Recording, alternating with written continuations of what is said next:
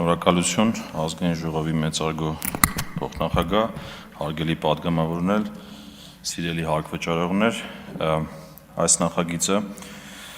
վերաբերում է մեր հարկվճարողների գրեթե մեծ մասին եւ բխում է 25 թվականի ընթացքում իրականացված մեր քննարկումներից, որի արդյունքում հարկվճարողների կողմից բազմաթիվ խնդիրներ են բարձրաձայնվել եւ հիմա մենք այդ փաթեթով լուծում ենք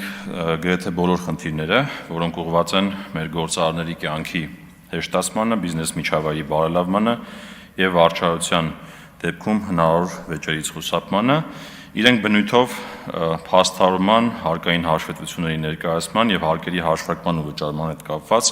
գործնականում առաջացած խնդիրներ են։ Խնդիրները հերթով նկարագրելով եւ լուծումները հասելով կզեկուցեմ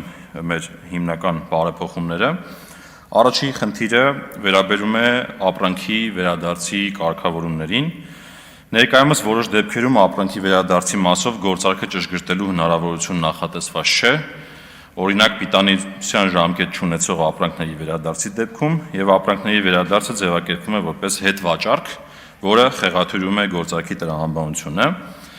Մենք առաջարկում ենք, որ գործարքի ճշգրտման հնարավորություն նախատեսվի ապրանքի վերադարձի այն բոլոր դեպքերի համար, երբ գործարքի առարկա հանդիսացող ապրանքը ենթակա է վերադարձման, սա վերաբերում է լայն շերտերի գործարարների։ Մյուս խնդիրը ներկայումս ՀԴՄ-ով վաճառքների հետ վերադարձի դեպքում սահմանված են ճշգրտման տարբերակված մոտեցումներ,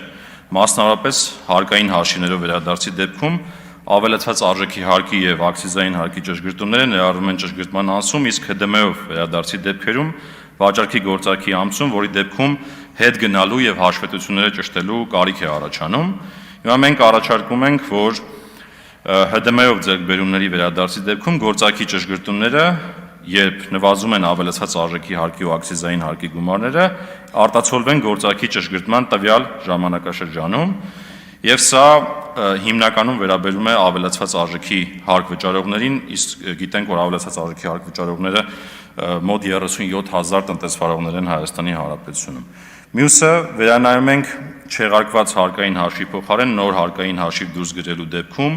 ձեռքբերողի կողմից ավելացած արժեքի հարկի գումարը հաշվանցելու կանոնը։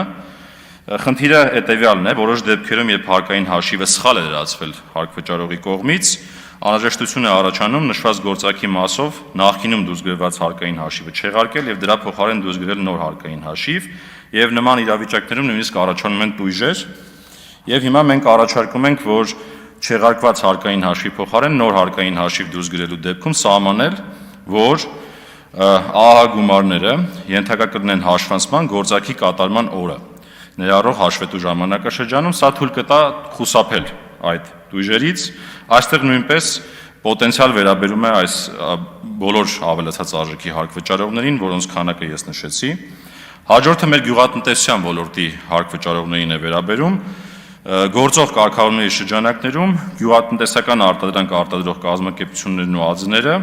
գյուղատնտեսական արտադրանքի մատակարարման գործակցների մասով մինչև ավելացած արժեքի հարկի շեմը գերազանցելը ԱՀ չեն հաշվարկում եւ չեն վճարում, սակայն եթե կողքից այլ գործունեություն են օրինակ մեկ անգամ իրականացնում, ստիպված են լինում անկախ շեմս գերազանցելուց տվյալ տարվա հունվարի 1-ից համարվել ԱՀ վճարող եւ մենք այստեղ հստակեցնում ենք, որ գյուղ արտադրանք արտադրող մինչև ԱՀ-ի շեմը գերազանցելը իրենք գյուղատնտեսական արտադրանքի մատակարարումների մասով ԱՀ չեն վճարի, իսկ այլ գործակցներ իրականացնելու դեպքում ավելացած արժեքի հարկ կվճարեն միայն այդ գործակցների մասով։ Մյուսը վերաբերում է մեր ոչ ռեզիդենտ կազմակերպություններին եւ իրենց համար էապես պարզեցնում ենք ԱՀ-ի վճարման կանոնները, խոսքը հատկապես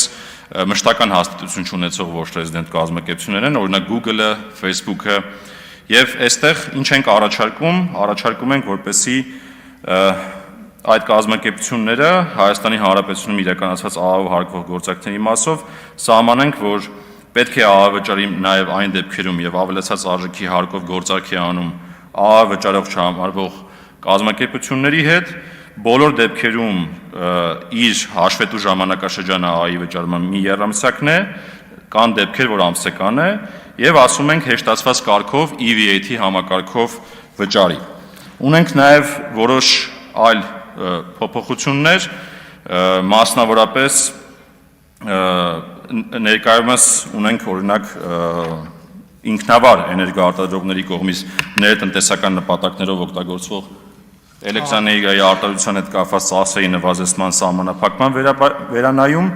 օրինակ ներկայումս արևային պանել տեղադրելու դեպքում շահութարկ վճարող կազմակերպությունը սպառումից ավել արտադրած էլեկտրաէներգիան վաճառում է հեծին, որը չի հարկվում, սակայն այդ կազմակերպությունը չի կարողանում նվազեցնել արևային պաների ամբողջ ամորտիզացիան իր շահութարկից եւ հիմա սահմանում ենք, որ հնարավորություն ունենա, սա էլ վերաբերում է եւս մոտ 37-ից 38 հազար տնտեսվարողի։